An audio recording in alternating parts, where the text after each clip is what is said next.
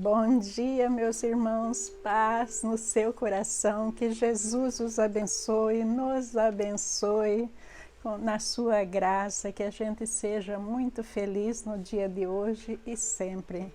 Também pedindo ao Pai que nos oriente, nos ajude a aprender a palavra de Deus cada vez mais e também a aplicá-la em nossas vidas para que a gente seja muito feliz vivendo na sua graça. Hoje nós vamos estudar Gênesis 47, vamos começar esse capítulo de 1 a 17 e o título que eu escolhi é Jesus nunca foi socialista. Por que é que eu escolhi esse título? Porque recentemente eu vi na internet a fotografia de uma figura religiosa muito famosa com essa frase: Jesus é socialista. Agora, essa foto pode ser hackeada, pode ser que alguém pegou a foto dessa pessoa e colocou essa frase lá por causa da política. Veja que Jesus nunca foi socialista. Eu espero que todos vocês entendam isso. E o que eu estranhei é que muitas pessoas colocaram seus comentários concordando que Jesus realmente era um socialista. Mas vamos ver que tanto as pessoas como essa figura religiosa, se for verdade, está confundindo aquela bondade, o amor maravilhoso de Jesus, o seu senso de fraternidade, aquilo que ele nos ensinou, está confundindo essa coisa tão sublime com o socialismo, que é algo humano, algo que o ser humano inventou. Para quê? Para colocar o poder num funil. Então nós vamos ver que para Jesus ser um socialista, ele teria que ter rivais aqui na Terra, como os socialistas têm, mas Jesus não tem rival aqui na Terra, nem Satanás não é um rival de Jesus. Satanás está abaixo de Jesus. Então é muito incorreto dizer que Jesus é um socialista. Aí nós vamos analisar que o socialismo, eu anotei aqui, socialismo entra a cooperação entre os cidadãos e não existe competição. É uma coisa boa? É. Podemos empregar muito da palavra de Jesus nisso aí? Podemos. Como não? É uma coisa muito bonita na teoria. Mas na prática, por causa da natureza pecaminosa do ser humano, eu não sei até que ponto isso aí vai ser algo justo para todos. Quem pode trabalhar, quem não pode, quem quer trabalhar, quem não quer trabalhar. Nós temos tudo isso na nossa sociedade que a gente tem que pensar. Aí diz que meios de produção e distribuição de bens e serviços são comunitários. Aí também checa com a ideia de Jesus. Mas veja que no que diz respeito à fraternidade, no que diz respeito a um amar o outro e tudo mais. Mas veja que na nossa imperfeição nós temos que analisar friamente a realidade que vai existir nesse socialismo.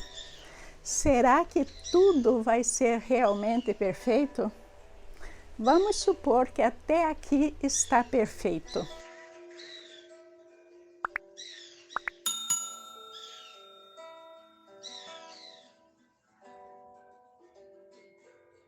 Aí, continuando, diz: cada pessoa se beneficia e contribui para o sistema de acordo com suas necessidades e habilidades. Aí já começa a complicar. Porque se eu tenho uma família de 2, as necessidades e habilidades são diferentes de uma pessoa que tem uma família de 10. Se você tem uma família que todo mundo trabalha e a outra família ninguém trabalha, eu não sei como é que vai entrar esse balanceamento aí para ser 100% justo, se é que querem comparar o socialismo a Jesus Cristo. Aí é algo humano, mas que na realidade não vai ser, nunca foi 100% justo, sem oprimir ninguém, todo mundo recebendo benefícios igualmente. Vocês já viram isto neste mundo? Eu ainda não vi. Então, aí, o que vem totalmente contra a ideia de Jesus Cristo vem agora. É que o socialismo tem um governo centralizado. É centralização do poder nesse governo. Aí que mora o perigo.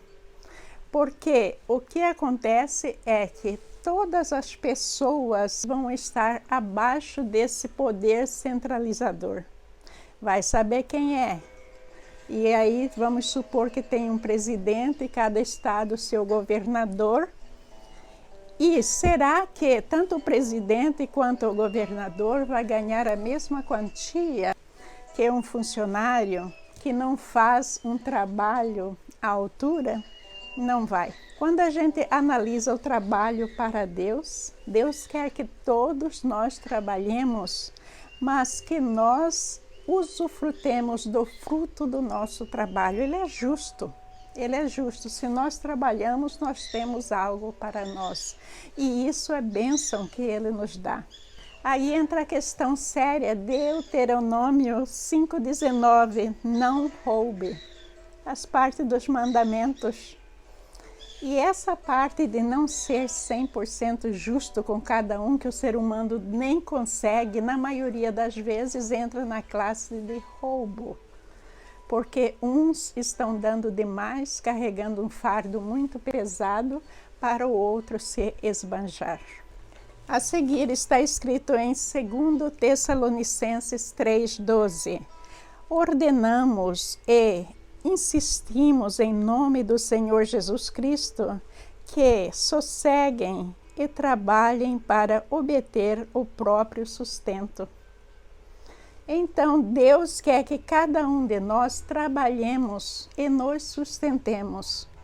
Aí, na parábola dos talentos, nós vamos ver que Jesus também encoraja a pessoa a ser uma empreendedora. A pessoa recebe as bênçãos de Deus e faz algo para multiplicar. Então recebe os talentos e tem que multiplicar. A pessoa que não multiplicou os seus talentos, Jesus o repreendeu. Então veja que aí não foi dito que uma nação tem que produzir, mas está falando de cada indivíduo. Lendo Eclesiastes 5,19, também é bom receber de Deus riqueza e boa saúde para aproveitá-la, alegrar-se com seu trabalho e aceitar a parte que lhe cabe na vida. São, sem dúvida, presentes de Deus. Então, Deus quer que a gente trabalhe para o nosso sustento. Deus quer que individualmente cada pessoa seja dono de sua própria vida e por si só ela se mantenha e seja responsável pela sua vida. E também com o fruto do seu trabalho que ela usufrua. É por isso que a riqueza não é pecado. O problema é o que a gente faz com a riqueza. Aí muitas vezes se torna o pecado, se torna difícil da pessoa entrar no reino de Deus, porque quanto mais a pessoa tem, mais a pessoa quer. E aí a pessoa age desonestamente muitas vezes, o levando a ficar cada vez mais enraizado na terra e não enraizado no céu. Um outro motivo que Jesus não é um socialista é que Jesus veio aqui na terra para nos libertar dos pecados.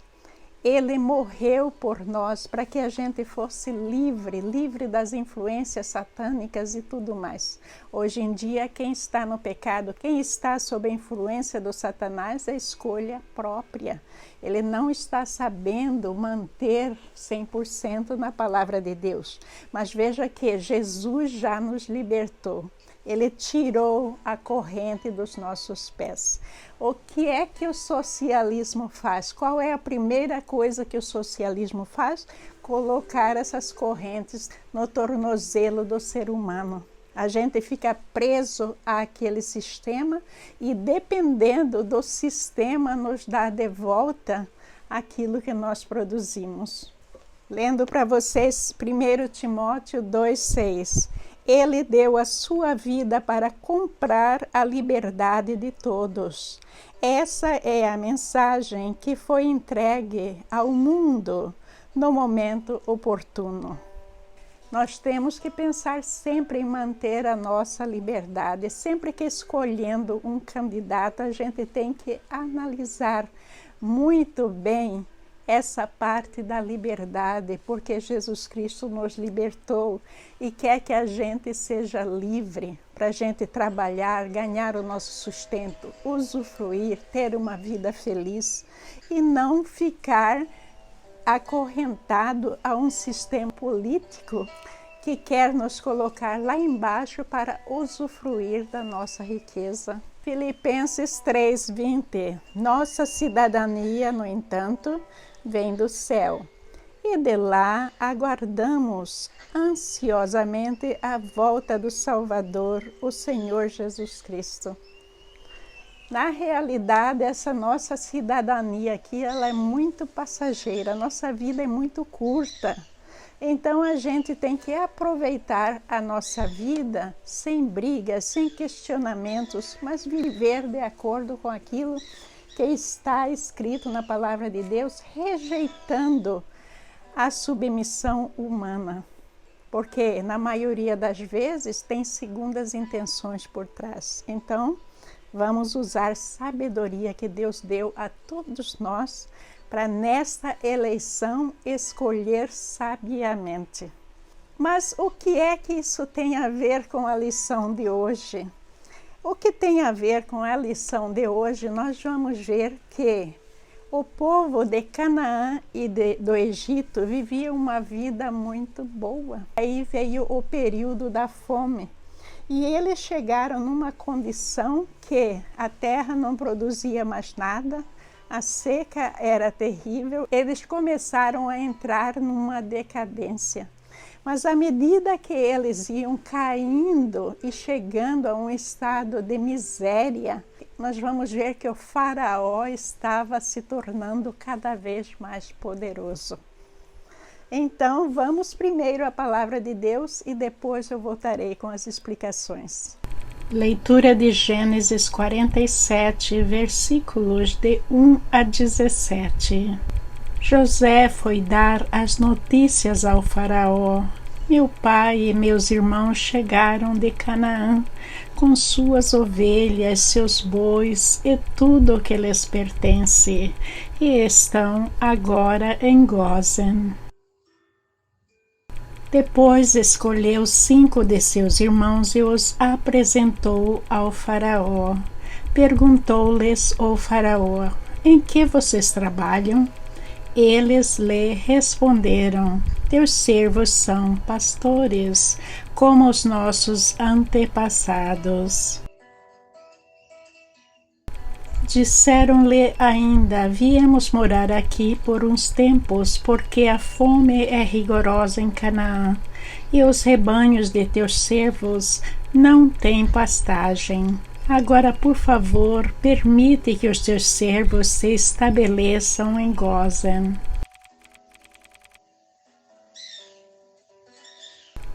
Então o faraó disse a José: seu pai e seus irmãos vieram a você. E a terra do Egito está à sua disposição. Faça com que seu pai e seus irmãos habitem na melhor parte da terra. Deixe-os morar em Gósen. E se você vê que alguns deles são competentes, ponha-os como responsáveis por meu rebanho. Então José levou seu pai Jacó ao faraó e o apresentou a ele. Depois Jacó abençoou o faraó. E este lhe perguntou: quantos anos o senhor tem?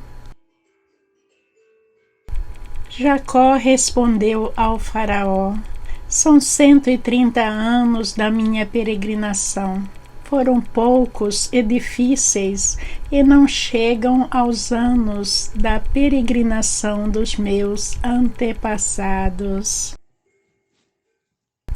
Então Jacó abençoou o faraó e retirou-se. José instalou seu pai e seus irmãos e deu-lhes propriedade na melhor parte das terras do Egito, na região de Ramassés, conforme a ordem do faraó.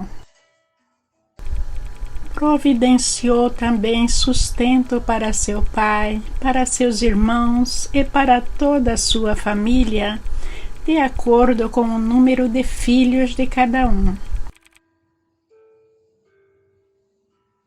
Não havia mantimento em toda a região, pois a fome era rigorosa tanto no Egito como Canaã, desfaleciam por causa da fome.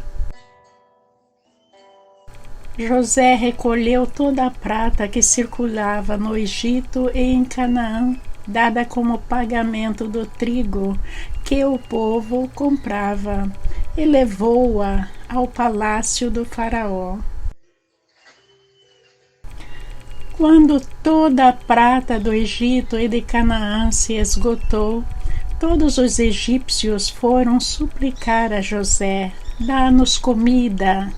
Não nos deixes morrer só porque a nossa prata acabou.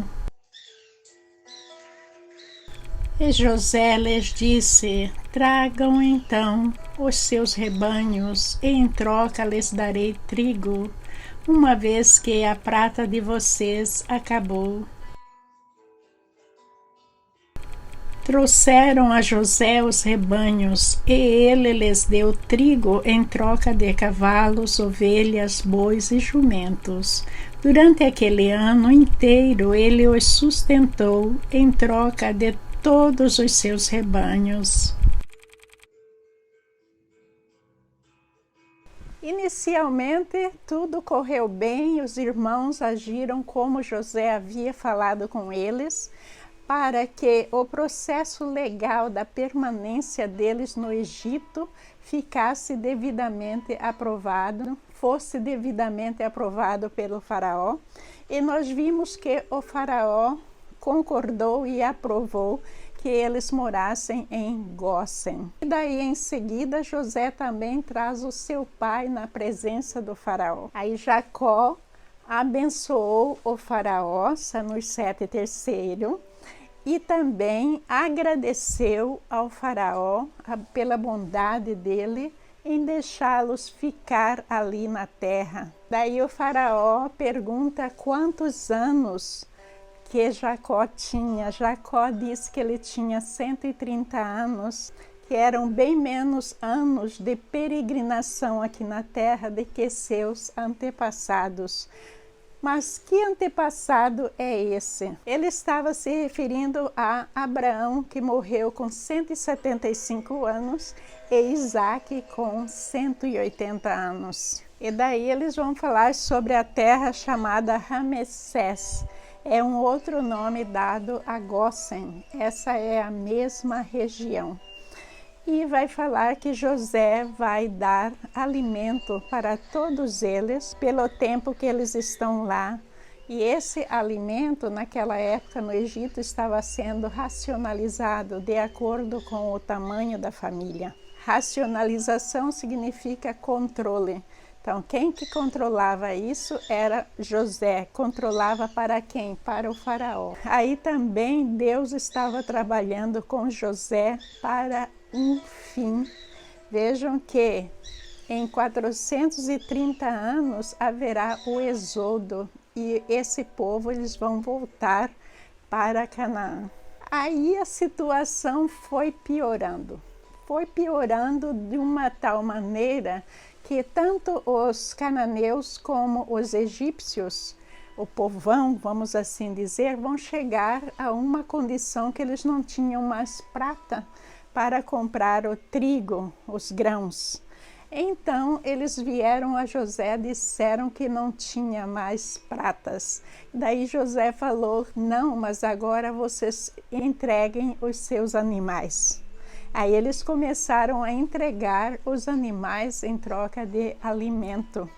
Quando esgotou os animais, o faraó já tinha tomado posse de tudo, então eles começaram a entregar as suas terras.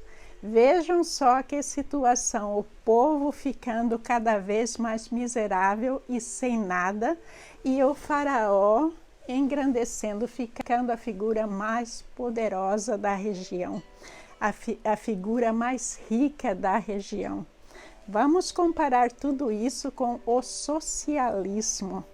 Por que é que Jesus Cristo não pode ser um socialista? Porque Jesus Cristo jamais trabalharia em tirar aquilo que pertence ao trabalhador, que trabalhou muito com afinco para adquirir coisas para si. Jesus nunca ia tirar o pão da boca deles. Vocês me entendem? Então Jesus não era socialista. Aí o povo entrega as terras e foram recebendo alimento. Chegou um tempo que eles não tinham mais a terra. E daí, como é que eles iriam fazer para comer? Vejam que Deus está nos ensinando algo aqui. A gente tem que usar da sabedoria nesta vida, porque quando a gente não usa, a gente perece. A gente não pode gastar tudo que tem. Nunca. A gente sempre tem que ter a nossa segurança. Então veja que o povo entrou em desespero. Mas aí, o que o faraó começou a fazer? Deixar eles trabalhar na terra, que não era mais deles, por uma percentagem. E essa percentagem normalmente era o alimento. Veja que situação que os egípcios e os cananeus estavam. Uma situação terrível, depois de ter rebanhos, depois de ter animais, terras e tudo mais, eles ficaram sem nada. E Faraó foi subindo. Então, essa ideia política vem desde o começo dos tempos, a dominação das pessoas mais fracas. Agora, a culpa é do faraó? Não, a culpa também é do povo, porque o povo vive o dia de hoje. O povo não usa aquela sabedoria de manter uma segurança de vida em caso venha peste, em caso venha muita neve, em caso venha muita chuva, em caso venha uma seca terrível. A gente tem sempre que ter um plano de vida, não viver apenas o dia de hoje. É por isso que Deus nos dá a sabedoria. A gente tem que saber muito bem empregar a palavra de Deus. Não vos preocupeis com o dia de amanhã, não significa que amanhã não terá problemas. Terá problemas, mas se a gente viver hoje da maneira que Deus está nos pedindo para viver, trabalhando, ganhando, usufruindo aquilo que nós precisamos, não esbanjando, a gente sempre vai ser rico, sempre vai ter o suficiente. É isso para hoje, meus amigos. Muito obrigada por vocês estarem comigo. Muito obrigada a vocês que têm colocado um joinha, que têm compartilhado o nosso vídeo. Eu agradeço imensamente, porque apenas dessa maneira as pessoas vão poder ver o nosso vídeo. Muito obrigada do fundo do coração, e eu peço que Deus, nosso Pai, te abençoe, te retribua com muita saúde, muita prosperidade e paz no seu coração. Bom dia, meus irmãos. Que Jesus nos abençoe.